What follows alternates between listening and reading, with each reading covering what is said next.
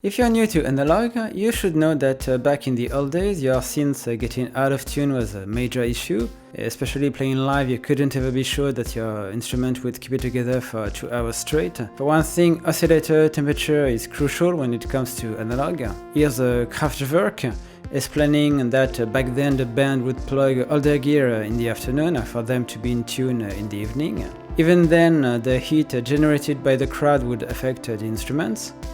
And playing vintage analog synth today is still a dangerous proposition, as Jean-Michel Jarre painfully found a while ago during his all analog tour.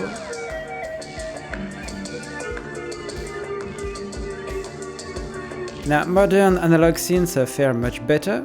This Prophet 08 uses DCOs, digitally controlled oscillators.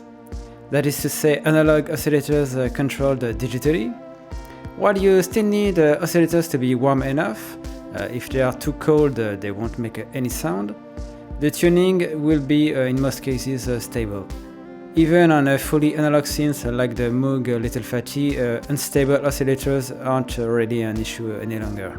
But what if you actually want your oscillators to be drifting?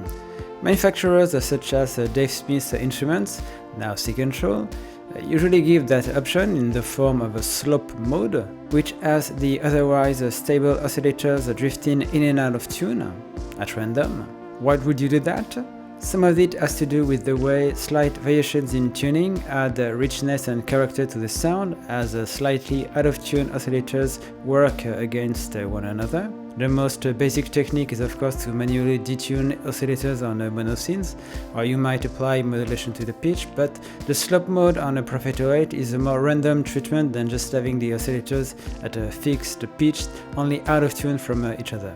Now, Sequential has added a new vintage mode on the OB6 that does something I find more interesting. Instead of simply making the oscillators drift, this introduces variations from voice to voice on all oscillators, filters and envelopes.